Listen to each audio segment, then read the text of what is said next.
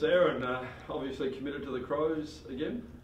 Yeah, obviously really excited. You know, at the end of the day, it was just a decision of could I go around again and drag the family back across from Dallas and keep doing what I'm doing. But you know, I definitely still feel I've got plenty of football left in me, and I've got to at least have one season with no injuries, right? So that's the plan. There was speculation that Collingwood had approached you and you're considering going to play in Victoria. Was that much truth to that at all? I never had a single discussion with Collingwood, nor did my manager. So rumours are good fun sometimes, but yeah, look, didn't have any discussions with them.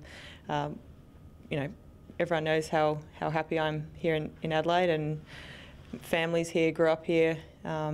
So I think look, it was just part of the rumour fun, I think. So no club outside of Adelaide had spoken to you at all? Yeah, there was obviously a couple of interests that my manager was approached by, but look, you know, that's just you know, I guess flattering, but I'm happy here, happy at home with my kids and family, and mum and dad and my sisters and their kids here, so yeah, just really happy to be staying. Erin, if the body holds up, would you like to play beyond one more year? Oh, for sure. Look, I think you know, my goal is at least 3 more, and then see what happens after that. But I'd love to just play football as long as I can. Obviously, having retired from basketball, I know, you know, kind of to know going back. So, you know, this will be the final retirement, if you like, when I do quit football. But you know, I want to be completely done. So I'll play as long as I can. Just on Beck, obviously she's left the club. Mm-hmm. Are you shocked that happened? Yeah, I think we all were shocked. I think we were all expecting her to be a part of 2019, and but look, we knew what the challenges she faced with her job. She's fantastic in both areas with the police force and obviously as a coach. So, you know, it was just unfortunate that you know, things didn't work out. But like, we wish her all the best. I mean, like I said, she's fantastic in both roles. So, yeah, it's going to be strange without Goddard around. Disappointed that she's not going to be there. I mean, you obviously shared Yeah. the journey from the beginning. Yeah, of course. You know, we'll miss her, and but we understand of her position and where she sits, and you know, so you know, we're confident that whoever comes in the new role can basically continue to do what she's done for us. I mean, she's, you know, there's only going to be one inaugural premiership coach, and you know, in history, that's going to be Rebecca Goddard. So, you know, fantastic title to have. Would you ever take that on in the future, please? Not while I'm playing, no. Definitely, I just want to focus on playing, give that 100%. But look, down the track, you never know. So it's something I would love to learn more about and develop in my career. But look, for now, I just want to play. I think those two roles together would be very difficult. Basketball or footy as a coach? Well, this is my first big opportunity as an assistant coach with the Dallas Wings, so I'll let you know after the season. So. Is it too hard to be a player and a coach at AFLW level? I definitely think so. Yeah, I think it's possible, but look, I think it'd be a lot of commitment. You know, I think as a player, you want to just put all your hours into playing, and as a coach, I know there's extra hours beyond you know, what you sign up for to be able to be a head coach. So, you know, for me, I definitely think it's one or the other. Right now, you'd be looking at 3 more years of playing and then maybe coaching later on. Potentially, it's not something I'll rule out. But look, if I can play another 5 years, I'll play 5 years. So. Erin, obviously, you know, becoming full-time is obviously the goal as well, so that would have made it harder for Beck. Do you think there's scope to perhaps, you know, coach with the women's side and then be an assistant with the men's? Would that be something in the future that might work better and maybe make it more viable? Yeah, potentially. I think that's the goal for even players in general, to become full-time. I mean, we see girls coming, they knock off at work at 5 o'clock and they're rushing to get to training by 6 o'clock. I mean, ideally we'd all love to be full-time, and I think that's the goal moving forward. I mean, if if people can come into this role as part-time head coaches and financially be in a position to do that, then great. But I understand both sides. So I think that's the goal moving forward, is to just get the program, get the AFLW into a position where it does become full-time and for staff and players. And is that transferable, the skills to be, an elite women's coach, but also work with the men's team as well, where it's applicable like at a club like Adelaide?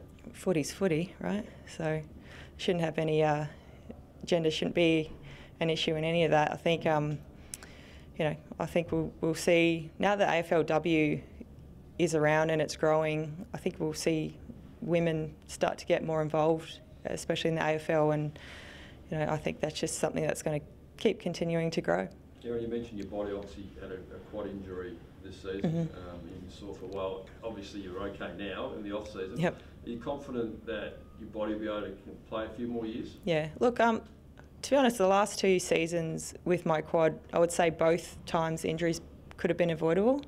It wasn't a just something, an accident, or like I think just finding that the managing of the loads, and obviously I'm a basketballer come footballer, and just trying to adapt and learning new ways to transition. And I think by year 3 I feel really confident that by round 1 I'll be right to go. Given the quad rubs you out for half a season, Erin, would you like to see a longer season? Yeah, absolutely. I think all of us would love to play more football. We love it. So obviously the two new teams coming in, and potentially another final. I think that's the goal for us players. I mean, we want to play as many games as we can. It's the best competition for us is AFLW. So the more games that we can play, the better. Is there an ideal number in your head, a ballpark figure? Oh, well, like we play 7, so like if another 2 is 9, and another final puts us to 10 and 11. I think for the next for the next year at least, that would be ideal.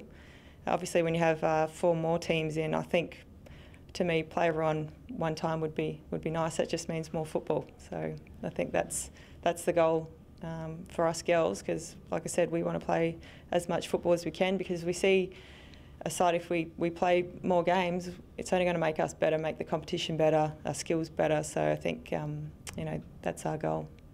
Just on Beck, there were a couple of reports that maybe it was a bit of an unhappy breakup and there was a bit of a fallout with some of the players.